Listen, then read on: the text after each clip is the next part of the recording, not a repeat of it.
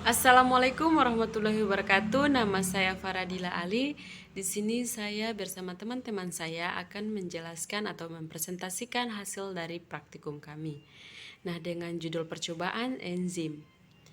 Di sini teman-teman bisa lihat ada tujuan praktikum, dasar teori, ada alat dan bahan, cara kerja,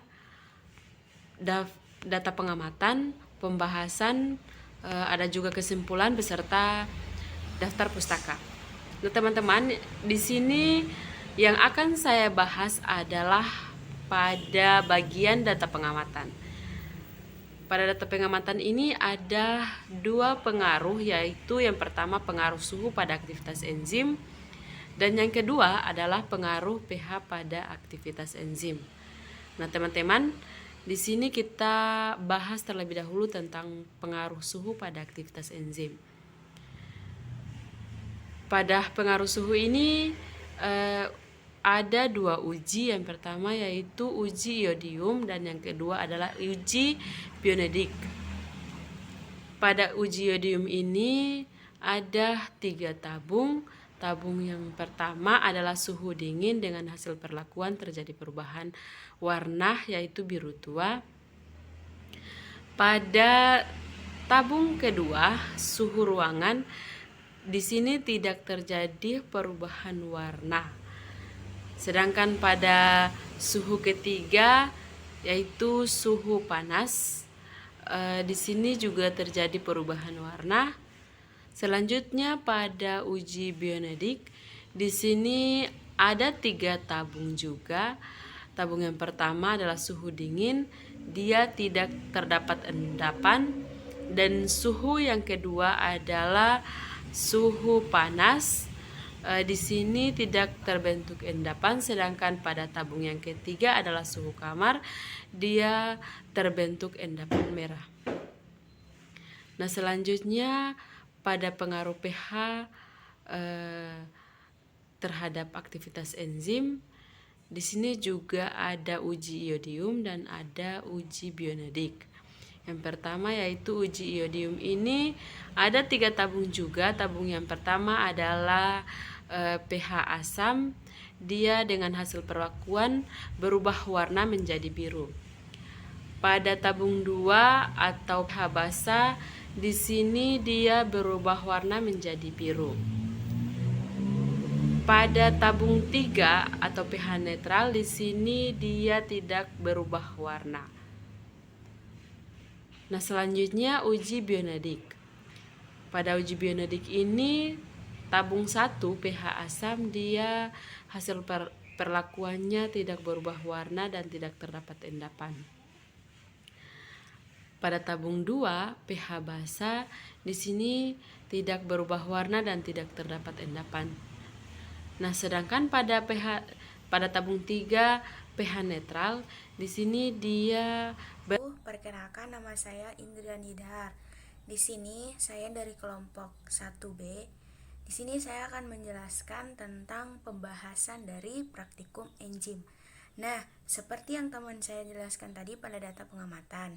Nah, tugas saya di sini akan menjelaskan pembahasannya. Nah, sebelum kita masuk pada pembahasan, kita perlu tahu dulu enzim amilase diperoleh dari mana sih? Nah, enzim amilase dapat diperoleh dari sekresi air liur atau saliva. Saliva adalah cairan oral yang kompleks dan tidak berwarna, yang terdiri atas campuran sekresi dari kelenjar ludah besar dan kecil yang ada pada mukosa oral.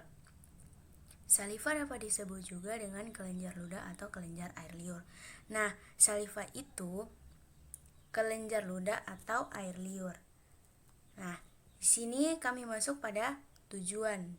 Tujuan dari percobaan ini untuk mengetahui dan memahami pengaruh suhu pH dari enzim amilase dan indikator reaksi antar amilum dan iodin. Tujuan dari percobaan ini untuk menentukan pH optimum terhadap aktivitas enzim amilase dan menentukan temperatur optimum untuk aktivitas enzim amilase. Pada percobaan ini dilakukan pengujian pengaruh temperatur dan pengaruh pH terhadap enzim amilase. Pada percobaan ini disiapkan 3 tabung reaksi yang diisi dengan masing-masing larutan. Pembahasan kali ini saya akan membahas tentang pengaruh suhu pada aktivitas enzim dan pengaruh pH terhadap aktivitas enzim. Nah, yang pertama, pengaruh suhu pada aktivitas enzim. Pada pengujian iodin tabung 1 pada suhu dingin terjadi perubahan warna karena amilum masih tetap menjadi amilum. Tabung 2, suhu ruangan. Nah, tidak terjadi perubahan karena pada suhu ruangan iodin akan memecah amilum menjadi gula-gula sederhana. Sedangkan pada tabung 3, suhu panas, terjadi perubahan warna yaitu warna biru karena enzim amilase tidak bekerja dan tidak memecah amilum menjadi gula sederhana, sehingga amilum masih menjadi amilum pada saat ditambah iodin akan berikatan. Nah, yang kedua, pengaruh pH terhadap aktivitas enzim. Pada pengujian iodin tabung 1 pada pH asam terjadi perubahan warna biru karena enzim amilase tidak bekerja dalam suasana asam dan tidak dapat dipecah menjadi gula sederhana. Pada tabung 2 pH basah terjadi perubahan warna yaitu warna biru karena amilum masih terbentuk amilum. Pada tabung 3 pH netral tidak terjadi perubahan warna karena pada pH optimum atau pH netral dari 6-8 enzim masih bisa bekerja. Nah, pada pengujian Benedict tabung 1 pH asam tidak terbentuk endapan. Tabung 2 pH basah juga tidak dapat terbentuk endapan.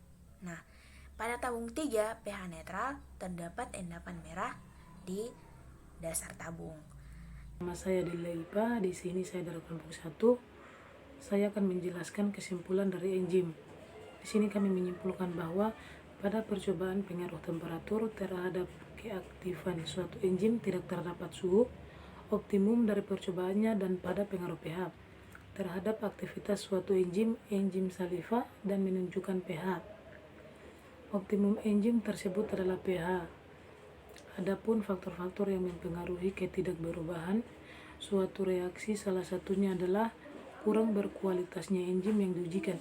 Mungkin itu saja yang dapat saya sampaikan. Wassalamualaikum warahmatullahi wabarakatuh.